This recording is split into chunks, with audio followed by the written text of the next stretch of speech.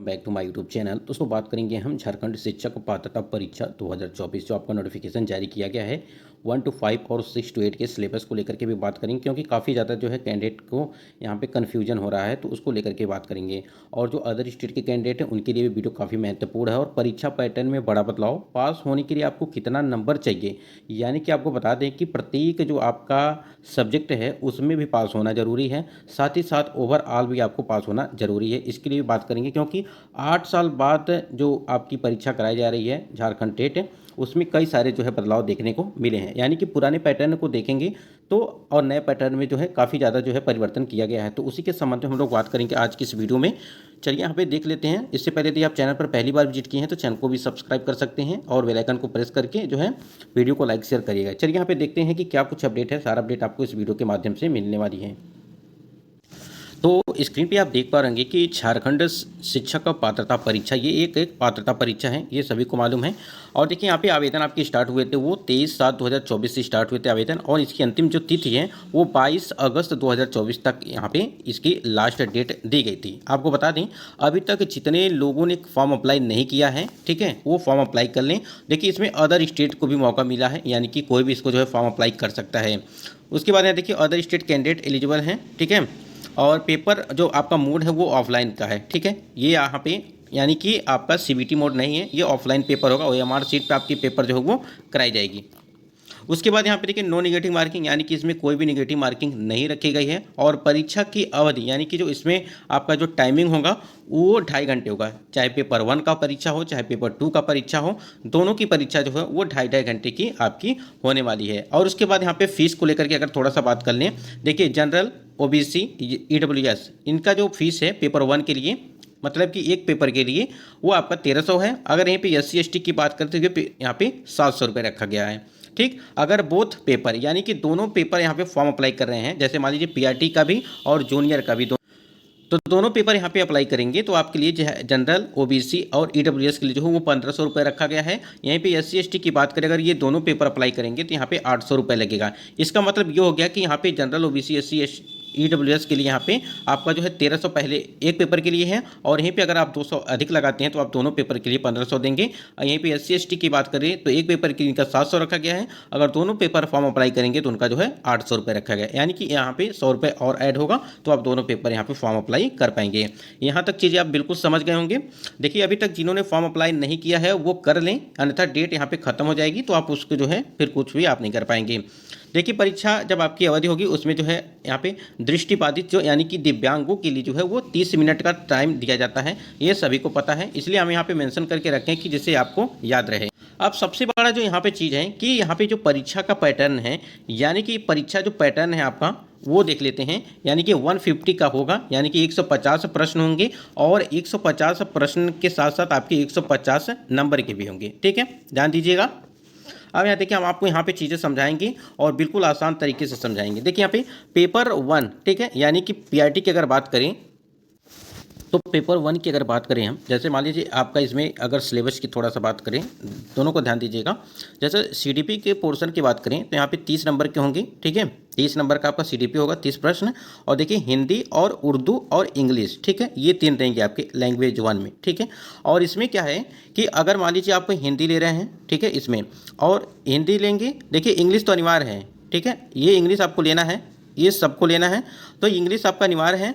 तो इसमें से आपको या तो हिंदी लेना है फिर या तो उर्दू लेना है। तो यानी कि हिंदी और इंग्लिश मान लीजिए आपने ले लिया तो ये आपका हिंदी का हो जाएगा। देखिए यहाँ पे हमने यहाँ पे मेंशन करके रखा है कि हिंदी का यहाँ पे 15 नंबर, फिर अगर आप इंग्लिश तो आपका रहेगा ही, तो आपके यहाँ पे 15 नंबर। इसका मतलब कि यहाँ पे 30 नंबर दोनों को मिला करके होगा, ये हो गया।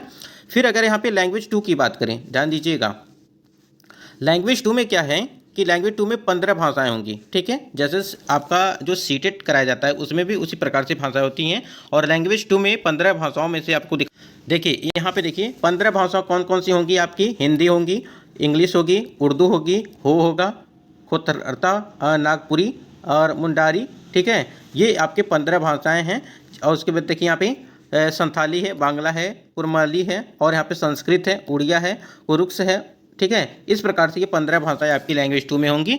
तो इसमें से आपको करना क्या है, या तो आप देखिए यहाँ पे या आप हिंदी लेंगे या इंग्लिश लेंगे या उर्दू लेंगे या संथाली या बांग्ला या संस्कृत, ठीक है। इसी में से आपको 15 भाषाओं में से एक चूज करना रहेगा। ध्यान, तो उस 15 भाषाओं में से आपको कोई एक वहाँ पे लेना है, चाहे आप हिंदी लीजिए चाहे तो उसमें से आपको जो है यहाँ पे जो है 30 नंबर का वो रहने वाला है, ठीक है। 30 नंबर का वो हो गया। फिर आपका मैथ हो गया, मैथ 30 नंबर का होगा। उसके बाद यहाँ पे ईवीएस की जगह पे आपका यहाँ पे रख दिया गया है जीके जीएस, ठीक है। तो जीके जीएस का आपका जो है 30 नंबर का। इसका मतलब ये हो गया कि आपके टोटल जो है वो 150 के, यानी कि 150 प्रश्न जो है ये हो गए। यहाँ तक चीज़ें क्लियर हो गई। अगर इसमें कोई डाउट होगा तो आप जरूर कमेंट सेक्शन में कमेंट करिएगा।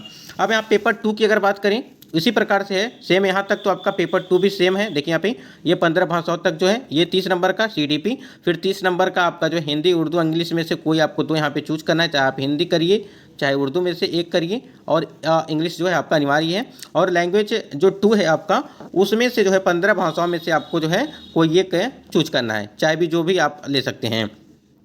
उसके बाद यहाँ पे देखिए, तो यहाँ पे 30 तिहाई 90, तो 90 नंबर ये आपका यही हो गया, ठीक है। यहाँ पे 90 नंबर हो गया। उसके बाद यहाँ पे देखिए मैथ और साइंस, जिसको मतलब कि मैथ और साइंस वाले कैंडिडेट मैथ और साइंस लेंगे, या जो यहाँ पे एसएसटी वाले एसएसटी लेंगे। फिर भाषा, देखिए यहाँ पे भाषा के लिए टीचर बनना चाहते हैं तो आप भाषा के लिए होंगे, जिसमें से आपके 60 प्रश्न आएंगे, और एसएसटी लेंगे तो आपको उसमें भी 60 प्रश्न मिलेंगे। मतलब कि इसमें से कोई आप एक लेंगे, ठीक है। यानी कि इसमें से आपको कोई एक चूज करना है। तो आप समझ सकते हैं कि यहाँ पे नंबर कितना था कि 90 नंबर यहाँ था, और उसके बाद से यहाँ पे 60 नंबर ये हो जाएगा। तो आपका यहाँ पे 150 नंबर का ये भी हो गया, यानी कि पेपर 2 भी 150 का हो गया। अब यहाँ पे जो सबसे इंपॉर्टेंट चीज़ होती है कि पासिंग नंबर जो है, क्योंकि इस बार परिवर्तन किया गया है, क्वालिफाइंग मार्क्स रख दिया गया है अलग अलग सब्जेक्ट का। स्क्रीन पे आप देख पा रहे हैं कि परीक्षा में उत्तीर्णता हेतु निम्नवत प्रतिशत अंक लाना अनिवार्य होगा। अब देखिए प्रत्येक खंड के न्यूनतम प्राप्तांक होंगे और कुल जो है प्राप्तांक न्यूनतम प्रतिशत में होगा। ध्यान दीजिएगा। देखिए जैसे हमने आपको बताया कि 30-30 प्रश्न, यानी कि 30-30 नंबर के जो है आपके 5 पोर्शन रखे गए हैं। एक बार दिखा देते हैं। देखिए यहाँ पे सीडीपी के लिए भी 30 नंबर, फिर यहाँ पर हिंदी उर्दू यहाँ 30 नंबर, 30 नंबर ये, 30 नंबर ये, 30 नंबर ये, यानी कि यहाँ पर भी आपको अलग अलग जो यहाँ पे दिया गया है, इसमें भी जो है आपका न्यूनतम पासिंग मार्क्स रखा गया। अब ये किस प्रकार से रखा गया उसको यहाँ पे बता देते।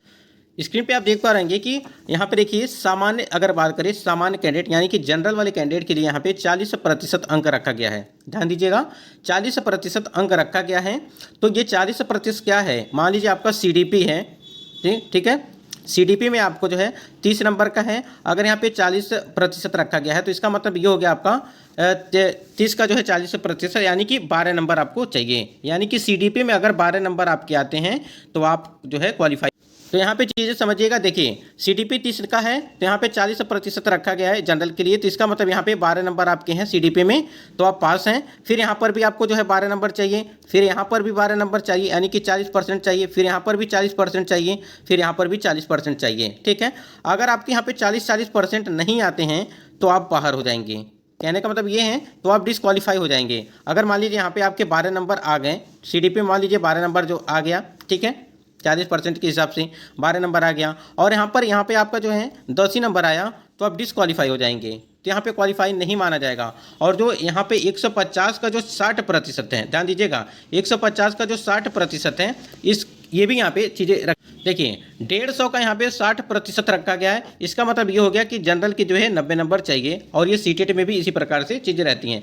लेकिन ये वाला जो मामला दिया है, ये वाला 40% के हिसाब से सभी जो सब्जेक्ट है उसमें आपको 40% आपके कम से कम अंक होने चाहिए, अन्यथा यहाँ पे डिस्क्वालीफाई हो जाएंगे। तो ये काफ़ी मतलब कि एक तरह से समझिए कि बहुत ही कम ही कैंडिडेट ऐसे होंगे जो पास हो पाएंगे झारखंड टेट में, अगर इस प्रकार से चीज़ें लागू की गई हैं। तो ये तो आपका जनरल के लिए था। अब यहाँ पे देखिए अनुसूचित जाति के लिए आपको जो है 30% अंक चाहिए। इसका मतलब ये कि 30% प्रत्येक सब्जेक्ट में आपको 30% अंक चाहिए। वहीं पे अनुसूचित जाति में जो है 30%, आदिम जनजाति में भी 30% है, यानी कि 30%। इसका मतलब ये है जो 30% यहाँ पे 30 नंबर का है, उसका जो 30% होगा नंबर, वो आपको चाहिए। अगर उतने नंबर आपके पूरे सब्जेक्ट में नहीं आते हैं अलग अलग विषय में, तो आप डिस्क्वालीफाई हो जाएंगे। और उसका ओवरऑल यानी कि 150 का जो है 50% अंक चाहिए, ठीक है। ये भी चीज़ें यहाँ पे रखी है। इसका मतलब यहाँ पे 75 नंबर यहाँ पे चाहिए, ठीक है। ओवरऑल की अगर बात करें, यहाँ पे 50% रखा गया है, तो यहाँ पे जो है 75 नंबर चाहिए। लेकिन ये प्रत्येक सब्जेक्ट वाला जो मामला दिया है आपका, वो जो है आपका जो है आना चाहिए, नहीं तो आप बाहर होंगे। अत्यंत पिछड़ा वर्ग की बात करें तो यहाँ पे 35% अंक चाहिए प्रत्येक सब्जेक्ट में। पिछड़ा वर्ग की बात करें यहाँ पे तो यहाँ पर भी 35, आर्थिक रूप से कमजोर यानी कि ईडब्ल्यूएस के लिए भी 35 है, और दिव्यांग कोटि के कैंडिडेट के लिए यहाँ पे 30% अंक चाहिए, ठीक है। और ओवरऑल यहाँ पे आप देख ही पा रहे होंगे कि ओवरऑल जो है जनरल की यहाँ पे 60% दिया गया, इसका मतलब कि 90 नंबर दिया गया है। यहीं पे 50% दिया गया है तो इसका मतलब यहाँ पे 75 नंबर हो गया, ठीक है। और इसी प्रकार से यहाँ 75, फिर यहाँ 75, फिर यहाँ पे 55 रखा गया है, तो अत्यंत पिछड़ा वर्ग के लिए यहाँ पे 75 यहाँ पे 55% अंक चाहिए 150 का, ठीक है। तो आशा करते हैं यहाँ तक चीज़ें आप बिल्कुल समझ गए होंगे। और जो चीज़ हम बताना चाहते हैं आपको, न्यूनतम पासिंग मार्क्स रखा गया है। देखिए अगर इससे कोई आपका सवाल है तो आप कमेंट सेक्शन में जरूर कमेंट करके जो है पूछिएगा। और देखिए यहाँ पे न्यूनतम जो पासिंग मार्क्स है प्रत्येक सब्जेक्ट में जो दिया गया है आपका, यहाँ पे देखिए जनरल के लिए 40% आपके प्रत्येक सब्जेक्ट में आने चाहिए। फिर यहाँ पे अनुसूचित जाति के लिए 30% है, फिर अनुसूचित जनजाति 30%, आदिम जनजाति 30%, अत्यंत पिछड़ा वर्ग के लिए 35%, यानी कि सीडीपी में आपके जो है 35% अंक आने चाहिए। फिर आपके जो है मैथ में भी आपके 30% आने चाहिए, ठीक है। इसी प्रकार से जीके जीएस में भी 30% आने चाहिए। और इसी प्रकार यहाँ पे देखिए पिछड़ा वर्ग की अनुसूचित जाति 35% अंक आने चाहिए प्रत्येक सब्जेक्ट में, और ईडब्ल्यूएस में भी 35% अंक आने चाहिए प्रत्येक सब्जेक्ट में। तो ये अलग अलग सब्जेक्ट वाइज भी रखा गया है, लेकिन ओवरऑल तो ये आपका है, ठीक है। लेकिन ओवरऑल यहाँ पे अगर नहीं नंबर आता है, ठीक है, तो आप जो है बाहर हो जाएंगे। तो आप लोगों ने देखा कि कई सारे बदलाव किए गए हैं इस बार परीक्षा पैटर्न में। तो दोस्तों ये कुछ महत्वपूर्ण अपडेट थी। जो भी झारखंड शिक्षक पात्रता परीक्षा 2024 के लिए तैयारी कर रहे हैं कैंडिडेट, जिन्होंने फॉर्म अप्लाई नहीं किया अभी तक, वो फॉर्म अप्लाई कर लीजिए। और आपको बता दें कि लास्ट डेट 22 अगस्त 2024 तक है, ठीक है। और इसमें भी कोई भी मतलब कि फॉर्म अप्लाई कर सकता है, अदर स्टेट कैंडिडेट भी, ठीक है। तो यहाँ पे दोस्तों आज की वीडियो में बस इतना ही। मिलते हैं नेक्स्ट वीडियो में। अगर आपका कोई सवाल है तो कमेंट सेक्शन में कमेंट करिएगा। आज की वीडियो में बस इतना, मिलते हैं नेक्स्ट वीडियो में। तब तक के लिए जय हिंद, वंदे मातरम।